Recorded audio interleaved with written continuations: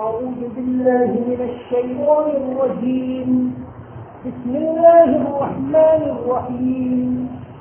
نحن نقص عليك نبأهم بالحق إنهم فتية آمنوا بربهم وزدناهم هدى وربطنا على قلوبهم إذ قاموا فقالوا ربنا رب السماوات والأرض لن ندعو من دونه إلها لقد قلنا إذا شططا هؤلاء قوم اتخذوا من دونه آلهة لولا يأتون عليهم بسلطان بين ومن أظلم ممن افترى على الله كذبا وإن اعتزلتموهم وما يعبدون إلا الله فاعبدوا إلى الكهف ينشر لكم ربكم من رحمته ويهيئ لكم من أمركم مرفقا. صدق الله العظيم. ہم آپ کے سامنے ان کا قصہ ٹھیک بیان کرتے ہیں. وہ چند نوجوان تھے جو اپنے رب کے اوپر ایمان لائے تھے اور ہم نے ان کی ہدایت کے اندر ترقی کی اور ان کے دلوں کو مضبوط کر دیا. جب وہ اٹھ کھڑے ہوئے بس کہاں کہ ہمارا رب تو آسمانوں اور زمین کا رب ہے, ہم اس کے علاوہ کسی کو معبود نہیں پکاریں گے. تحقیق کے اگر ہم نے ایسا کیا تو ہم نے لغو بات کی. یہ ہماری قوم ہے جنہوں نے اللہ کے علاوہ معبود بنا رکھے ہیں.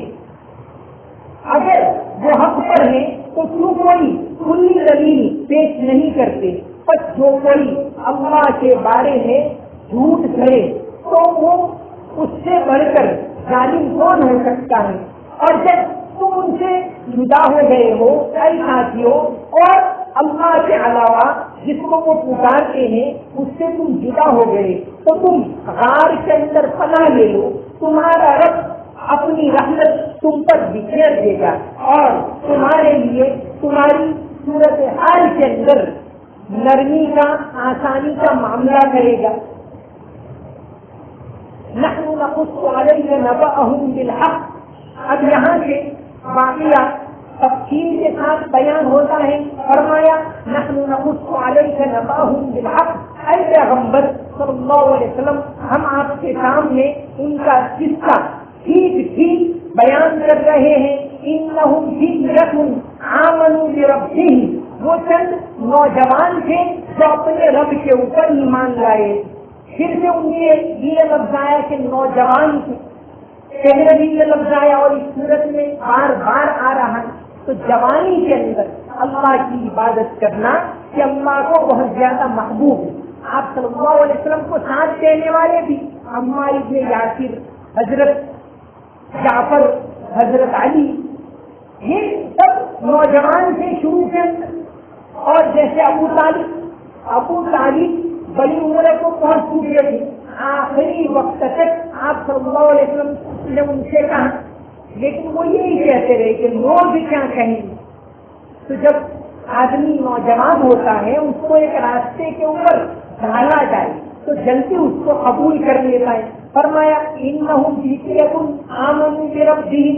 وہ چند نوجوان تھے جو اپنے رب پر ایمان لائے تھے. وزدناہم ھدی. اور ہم نے ان کے ایمان میں ان کی ہدایت میں ترقی کی. ایمان کس کو کہتے ہیں؟ وہ محدثین تو کہتے ہیں ایمان یعنی تصدیق بالقلب, دل سے سچا ماننا, واقرار باللسان اور زبان سے اقرار کرنا, اور وعمل بالجوارح اور اعضاء کے ذریعے عمل کرنا. محدثین کہتے ہیں ایمان کے اندر عمل بھی داخل ہے, لیکن فقہا کہتے ہیں ایمان الگ چیز ہے اور اعمال الگ چیز. آدمی عمل نہ کرے تو وہ گنہگار تو ہوگا, لیکن وہ دل سے سچا مانتا ہے تو وہ ایمان والا ہے. زبان سے اقرار کرتا ہے تو وہ ایمان والا ہے. تو یہاں بڑھوتری کی بات آئی. زدناہم ھدی. قرآن کریم کے اندر زادتہم ایمان کہ اللہ تعالیٰ ان کے ایمان میں بڑھوتری کرتے ہیں.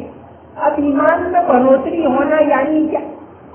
امام ابو حنیفہ تو کہتے ہیں ایمان ایک حالت پر ہے. ایمان یعنی ایمان، اس کے اندر کوئی کمی زیادتی نہیں ہو کہ بھئی کپڑا 4 لیٹر ہے 8 لیٹر ہے، کم ہوتا ہے زیادہ ہوتا ہے. دودھ تو کبھی 3 لیٹر ہے 2.5 لیٹر ہے، تو کبھی ایمان اگر اس سے کم ہوگا تو باقی اس سے تو خوش رہے گا، اور وہ تو ہو ہی نہیں سکتا. تو ایمان میں کبھی زیادتی نہیں ہوتی. ہاں اس کی کیفیت میں کبھی زیادتی ہوگی کہ بھائی انسان سفید ہے گورا ہے وہ بھی انسان، کالا ہے وہ بھی انسان ہے، تو انسان ایک صفت کے اندر دونوں میں فرق ہے. تو ایمان میں اس طرح فرق ہوتا ہے. تو امام ابو حنیفہ یہ کہتے ہیں کہ ایمان تو اپنی حالت پر رہتا ہے، اس کی کیفیت میں کمی زیادتی ہوتی ہے. تو فرمایا کہ وہ چند نوجوان تھے جو اپنے رب پر ایمان لائے، وزدناہم ہدی، اور ہم نے ان کی ہدایت میں اضافہ کیا، ترقی. جب ایمان لائے اور اس کے اوپر مضبوطی سے جمے رہے تو اللہ تبارک و تعالیٰ نے ان کی مدد کی، ان کی ہدایت میں اضافہ کیا، اور اللہ تبارک و تعالیٰ نے ان کو اور زیادہ توفیق دی. فرمایا آگے وَرَبَطْنَا عَلَىٰ قُلُوبِهِمْ، ہم نے ان کے دلوں کو مضبوط کر دیا، عقیدہ مضبوط ہو گئے. اللہ تبارک و تعالیٰ پر ایمان لائے اور انہوں نے دل سے ارادہ کر لیا کہ ہمیں اس کے اوپر جمع رہنا ہے، تو اللہ تبارک و تعالیٰ نے ان کے دلوں کو مضبوط کر دیا. اصل تو دل ہے، عقیدہ ہے. بخاری شریف کی سب سے پہلی حدیث ہے انما الاعمال بالنیات، اعمال کا دار و مدار نیت پر. آدمی ارادہ کر لے کہ مجھے فلاں کام کرنا ہے تو وہ کر سکتا ہے، کوئی بہانہ اس کو روک نہیں سکتا. ایک مرتبہ طے کر لیا کہ مجھے یہ کام کرنا ہے، مجھے اٹھنا ہے شہری کے لیے تو وہ 100% اٹھ جاتا ہے، مجھے اٹھنا ہے تہجد کے لیے تو 100% اٹھ جاتا ہے. تو اصل تو ہے ارادہ. وَرَبَطْنَا عَلَىٰ قُلُوبِهِمْ، اللہ تبارک و تعالیٰ نے ان کے دلوں کو مضبوط کر دیا.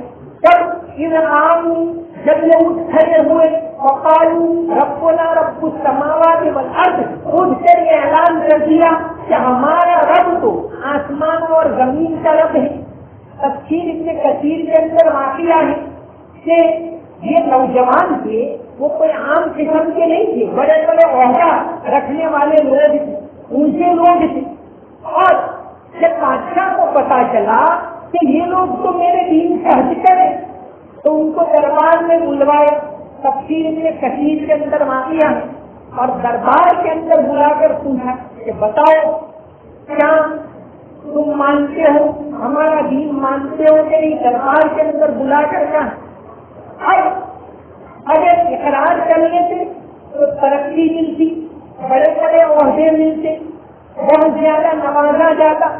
لیکن بڑے دربار کے اندر انہوں نے کہا کھڑے ہو کر کہا وقالوا ربنا رب السماوات والارض، ہمارا رب تو آسمان اور زمین کا رب ہے. لَن من دونه الہا، اس کے علاوہ ہم کسی کو معبود نہیں مانیں گے. یہ بڑے دربار کے اندر اعلان کر دیا انہوں نے. دربار کے اندر اعلان کرنا یہ بڑے یعنی جگر کا کام ہے. اسی لیے تو حدیث شریف کے اندر آتا ہے افضل الجہاد، کہ سب سے بڑا جہاد کلمۃ حق عند سلطان جائز، کہ ظالم بادشاہ کے سامنے حق بات کہنا یہ سب سے بڑا جہاد حدیث شریف کے اندر ہے. کہ افضل الجہاد کلمۃ حق عند سلطان جائز، کہ یہ سب سے بڑا جہاد. کیوں کہ بادشاہ اگر مان جائے تو لوگ آسانی کے ساتھ مان جاتے. الناس علی دین ملوکہم، قاعدہ یہ ہے کہ سب لوگ سمجھدار نہیں ہوتے، وہ جو ان کے بڑے چلتے اس کے مطابق لوگ چلتے. تو بادشاہ صحیح ہوگا تو دوسرے لوگ بھی صحیح ہوں گے. الناس علی دین ملوکہم. تو یہاں انہوں نے صاف دعوت دی. مسلمان کا کام یہی کہ جہاں بھی وہ دعوت دے، لیکن دعوت کے اندر حکمت ہونی چاہیے. اسی طرح کا ایک واقعہ تاریخ اسلام کے اندر پیش آیا. ایسے تو بے شمار واقعات پیش آتے. امام شیخ جمال الدین کرتے تھے تاتار کے زمانے میں.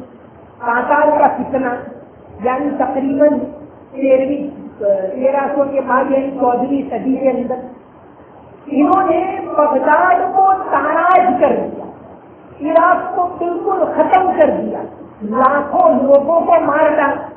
تاتاری فتنہ ہے, تاتاری جنگ ہے, حملہ ہے, وہ اسلامی تاریخ کا سب سے خطرناک حملہ.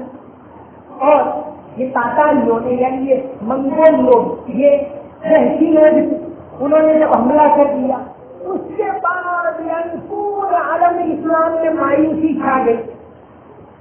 لوگ بالکل مایوس ہو گئے. جب حالات بدلنے والے نہیں ہیں, اب تو قیامت آ جائے کہ اب کچھ ہوگا نہیں, لوگ ایسا سمجھ گئے. لیکن بات ہوتی ہے وہ اللہ کے قبضے میں.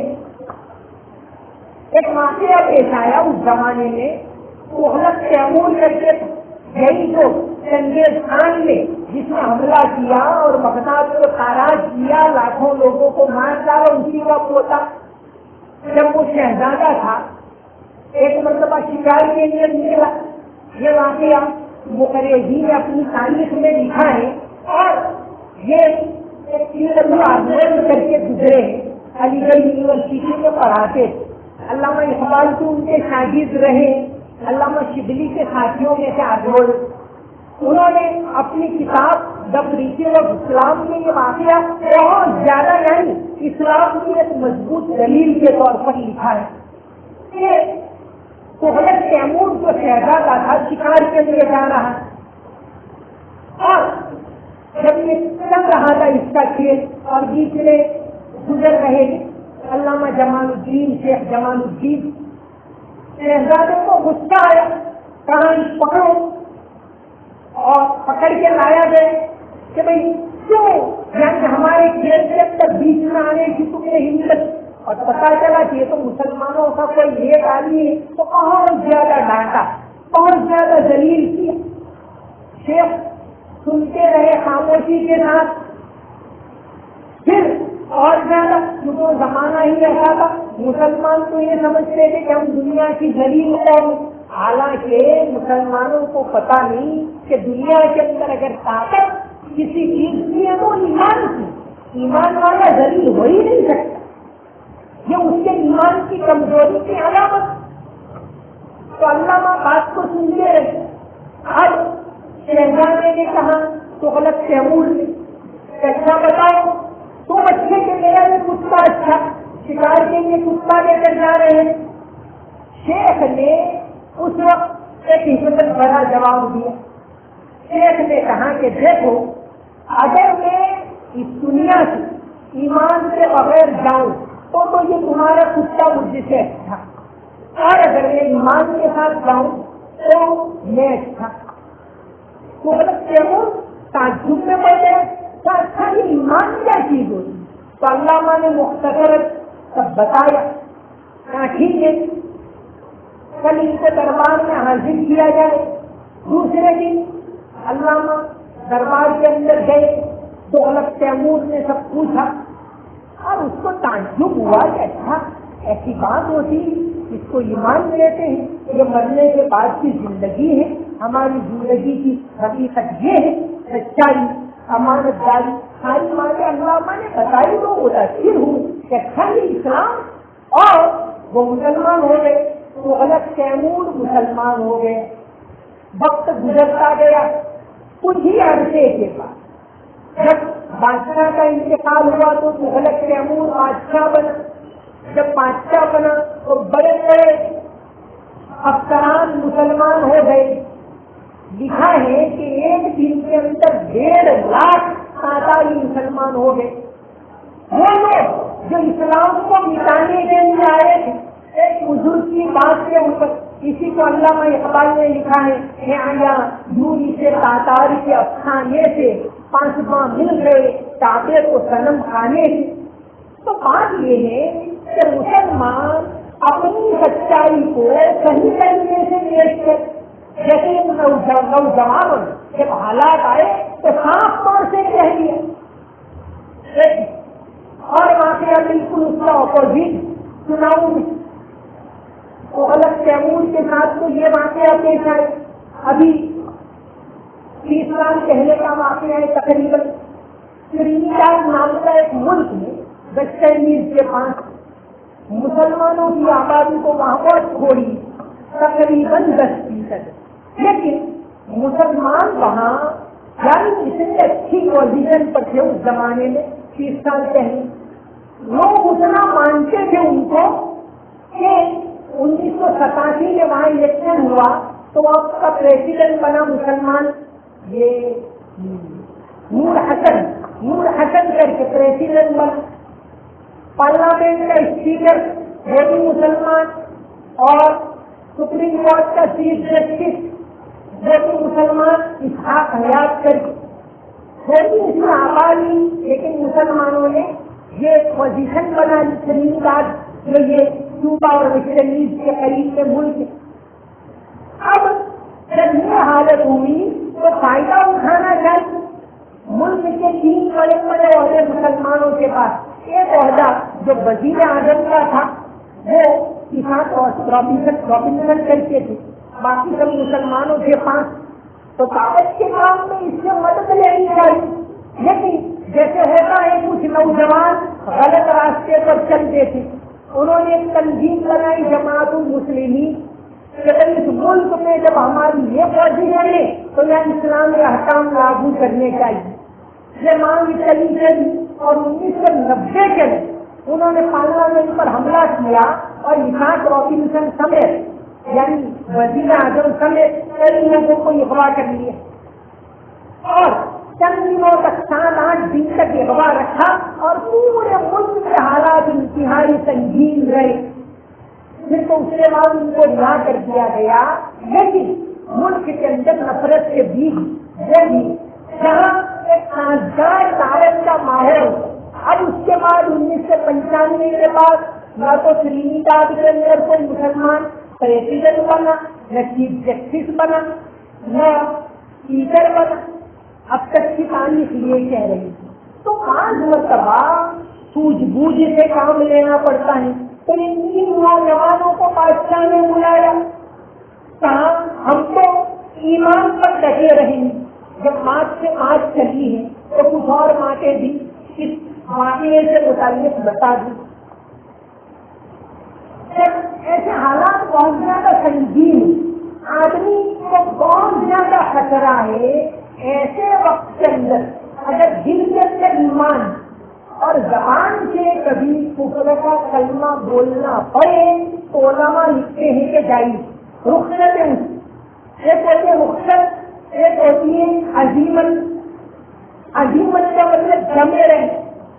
جیسے سفر کے اندر روزہ, آدمی روزہ نہ رکھے تو رخصت. عزیمت یہ ہے کہ اگر اس کے لیے افطار وغیرہ سب تھوڑا سا روزہ رکھ لینا چاہیے, زیادہ ثواب ملے. تو یہ عزیمت. رخصت یہ ہے کہ روزہ نہ رکھے تو چاہیے نماز میں رکھ لے, کوئی گناہ نہیں ہو. لیکن عزیمت یہ ہے کہ روزہ رکھے. تو اس طرح جب حالات بہت زیادہ خطرناک ہو تو رخصت ہے اگر زبان سے ایسا کلمہ بول دینا پڑے. ایسا واقعہ پیش آیا تھا. حضرت عمار بن یاسر رضی اللہ عنہ جن کو مشرکین بہت زیادہ پریشان کرتے, نوجوان تھے, غریب گھرانے کے تھے. ایک مرتبہ ان کی بہت زیادہ پٹائی اور باندھ کر ان کو کنویں کے اندر لٹکایا حضرت عمار اور اسلام کے خلاف کلمہ بلوایا. آپ صلی اللہ علیہ وسلم کی شان کے خلاف لفظ بلوایا اور بتوں کی شان میں بتوں کی تعریف میں لفظ بلوایا کہ وہ لوگ نہیں چھوڑیں گے. اور عمار ابن یاسر کو مجبوراً بولنا پڑا, پھر چھوڑ دیا. آپ صلی اللہ علیہ وسلم کے پاس آئے کہ حضور میں تو ہلاک ہو گئے, کیا ہوا؟ تو آج تو ایسی بات پیش آئی, اب میں کیا کروں؟ آپ صلی اللہ علیہ وسلم نے فرمایا کہ تمہارے دل کی حالت اس وقت کیا تھی؟ قلبوں کا مطمئنوں کے ایمان, کہ کیا تمہارا دل اس پر ایمان پر مطمئن تھا؟ حضرت عمار نے فرمایا ہاں میرا دل تو مطمئن تھا. تو آپ صلی اللہ علیہ وسلم نے فرمایا ان عادی اگر 2 مرتبہ ایسے حالات پیش آئے تو 2 مرتبہ بھی تم ایسا کہہ سکتے. جب آدمی حالات کے اندر گر جائے اور انتہائی مجبور ہو تو پھر اس کی اجازت تو ہے, لیکن یہ نوجوان جن کی مثال اللہ تعالیٰ پیش کر رہے ہیں دجال فتنے کے لیے اور قیامت تک کے لیے, ان نوجوانوں نے رخصت عزیمت کے اوپر عمل کیا اور کیا کہا فقالوا ربنا رب السماوات والارض, بڑے دربار کے اندر کہا کہ ہمارا رب تو وہ ہے جو آسمان اور زمین کا رب ہے, اس کے علاوہ ہم کسی کو معبود نہیں مانیں گے. لقد قلنا اذا شططا, اگر ہم ایسا کریں تو ہم لگے کام کے اندر پھنس جائیں گے. انہوں نے بڑے دربار میں یہ کہا. بادشاہ نے ان کو مہلت کی 1 دن کی اور 5 کتابوں میں لکھا ہے کہ 3 دن کی مہلت کی. بادشاہ کسی سفر کے لیے جا رہا, اتنا 3 دن کی مہلت دو. یہ تو اپنے آپ کو ہلاکت کے اندر ڈالنا تھا, لیکن انہوں نے بڑے دربار میں حق بات کہی. اب اللہ تعالیٰ کی مدد ان کے ساتھ آ رہی. جب یعنی بادشاہ نے مہلت دی, یہ نوجوان جمع ہوئے اور کہاں جا کرنا چاہیے تو کہاں کہ ہمارے سب لوگ ہیں. دیکھو کتنے دکھ کی بات ہے کہ انہوں نے اللہ کے علاوہ معبود کر رکھے ہیں. لولا یأتون علیہم بسلطان بین, حالانکہ ان کے پاس اس کی کوئی دلیل بھی نہیں. فمن اظلم ممن افترى علی اللہ کذبا, تو اس سے بڑا ظالم کون ہو سکتا ہے جو اللہ کے بارے میں جھوٹ بات کہے کہ اللہ کے ساتھ شریک کرنا. یہ تو بہت بڑی جھوٹ بات ہے. تو فرمایا کہ تو بڑا ظلم ہے. بڑی دیر تزل تموہ, اب انہوں نے مشورہ کیا کہ جب تم ان سے الگ ہو ہی رہے ہو, وما یعبدون الا اللہ, اور تم نے مجھے بھی بیزاری ظاہر کر لی ہے, فابو الی الکہف, اچھا ہم مل کر ایسا کریں کہ کسی غار کی پناہ لے لیں, غار میں چلے جائیں. یہ ہمارے لیے اپنے ایمان کو, اپنے عمل کو اور جان وغیرہ کو بچانے کا ایک یہی موقع ہے کہ ہم شہر چھوڑ کر غار میں چلے جائیں. فابو الی الکہف, تو انہوں نے مشورہ کیا اور ایک غار کی پناہ لی. جیسا کہ میں نے بتا دیا کہ وہ غار آج کل عمان کے اندر, یعنی اردن کی راجدھانی عمان ہے, اس سے چند کلومیٹر دور یہ غار آج بھی موجود ہے. اور اس غار کی جو آگے نشانیاں بتائی جا رہی وہ نشانیاں آج بھی موجود ہیں. تو انہوں نے مشورہ کیا, علامہ ابن کثیر نے دکھائی اور نکل پڑے. چپکے سے ہے اور وہ ایک چرواہا, ساتوں نوجوان نکل پڑے. فابو الی الکہف, غار کی پناہ لینے کا مشورہ کیا. یرسل لکم ربکم من رحمتہ, یہ تمہارا رب اپنی رحمت تم پر پھیلا دے گا. فکر نہ کرو, غم نہ کرو, جو اللہ یہاں کھلاتا ہے وہ وہاں بھی کھلائے گا. اور ہم ایسا کرتے ہیں کہ چلے جاتے ہیں. یہ انہوں نے مشورہ کیا. یرسل لکم ربکم من رحمتہ ویہیئ لکم من امرکم مرفقا, اور وہ اللہ تمہارے لیے وہاں بھی سہولت پیدا کر دے. ایسا مشورہ کیا اور یہ نوجوان چپکے سے شہر سے نکل پڑے. وہ بادشاہ دقیانوس بڑا ظالم بادشاہ تھا. یہ تقریباً عیسوی سن 251 میں وہ بادشاہ اس دنیا کو چھوڑ کر گیا. تو اس سے کچھ پہلے کا واقعہ ہے, یعنی عیسیٰ علیہ السلام کے بعد کوئی 250 سال بعد کا یہ واقعہ ہے. یہ نوجوانوں کا جنہوں نے اپنے ایمان کو بچانے کے لیے یہ قربانیاں دی, تو اللہ تبارک و تعالیٰ نے ان کی یہ مدد کی. ان کی زندگی کے اندر بڑا عبرت کا واقعہ ہے, بڑی عبرت کی باتیں ہیں, بڑی سیکھنے کی باتیں ہیں. آج کے اس دور کے اندر مولانا علی میاں ندوی رحمۃ اللہ علیہ اپنی کتاب معرکہ ایمان و مادیت, اس کے اندر پورا یہی واقعہ لیا کہ آج تو دنیا کے اندر ایمان اور مغربیت کی جو کشمکش چل رہی اس کے اندر آدمی کو اس طرح رہنا چاہیے. اور یہ اصحاب کہف کے معاشرے کے اندر ہمارے لیے کیا کیا سبق موجود ہیں، یہ مولانا علی میاں ندوی رحمۃ اللہ علیہ نے اپنی کتاب کے اندر بہت تفصیل سے لیا ہے۔ اللہ تبارک و تعالی ہم سب کو ایمان کے اوپر اور اعمال کے اوپر جم کر رہنے کی توفیق عطا فرمائے۔ وما علینا الا البلاغ المبین۔ اللهم صل على محمد وعلى ال محمد وبارك وسلم۔ ربنا آتنا في الدنيا حسنة وفي الآخرة حسنة وقنا عذاب النار۔ اللهم حبب إلينا الإيمان وزينه في قلوبنا وكره إلينا الكفر والفسوق والعصيان واجعلنا من الراشدين۔ یا اللہ ہمارے گناہوں کو معاف فرما، یا اللہ تمام غلطیوں کو معاف فرما، یا اللہ تیرے قرآن کی عظمت میں، یا اللہ تیرے قرآن کی محبت میں ہم یہاں بیٹھے ہیں، یا اللہ قرآن کی محبت اور زیادہ نصیب فرما، یا اللہ ہدایت نصیب فرما، یا اللہ اصحاب کہف کے واقعے سے عبرت حاصل کرنے کی، نصیحت حاصل کرنے کی ہم کو توفیق عطا فرما، یا اللہ ان کے نقش قدم کے اوپر چلنے کی توفیق عطا فرما، ایمان کو اعمال کو بچانے کی، ان کی حفاظت کرنے کی توفیق عطا فرما، یا اللہ آسانی عطا فرما، یا اللہ دعوت کے ماحول کو عام فرما، یا اللہ دعوت کے ماحول کو عام فرما، یا اللہ تمام غلط فہمیاں دور فرما، یا اللہ دین کے بارے میں جو غلط فہمیاں ہیں یا اللہ دور فرما، یا اللہ قرآن کی تعلیم کو عام فرما، یا اللہ ہدایت کی ہواؤں کو چلا دے، یا اللہ اس ملک کے اندر ہدایت کی ہواؤں کو چلا دے، یا اللہ ایمان والوں کی حفاظت فرما، دعوت کا کام کرنے والوں کی حفاظت فرما، یا اللہ تعلیم کا کام کرنے والوں کی حفاظت فرما، خانقاہ کا کام کرنے والوں کی حفاظت فرما، یا اللہ سب کو مل جل کر دعوت کو عام کرنے کی توفیق عطا فرما، مسلمانوں کو ایک ہونے کی توفیق عطا فرما، یا اللہ ایک ہونے کی توفیق عطا فرما، یا اللہ حلال روزی عطا فرما، یا اللہ روزی کے دروازے کھول دے، یا اللہ مسلمانوں کو روزی کے دروازے کھول دے، یا اللہ کچھ لوگ روزی کے دروازوں کو بند کرنا چاہتے ہیں، یا اللہ اپنے فضل و کرم سے حلال روزی کے دروازوں کو کھول دے، تعلیم کے دروازے کو کھول دے، ایجوکیشن کے دروازے کو کھول دے، یا اللہ مسلمانوں کو دینی ترقی عطا فرما، دنیاوی ترقی عطا فرما، تیرا خوف نصیب فرما، یا اللہ آخرت کا خوف نصیب فرما، یا اللہ آخرت کی تیاری کرنے کی توفیق عطا فرما، ہدایت کو عام فرما، یا اللہ ہدایت کو عام فرما، یا اللہ رمضان کے بابرکت مہینے کی قدر کرنے کی توفیق عطا فرما، یا اللہ ہمارے روزے کو قبول فرما،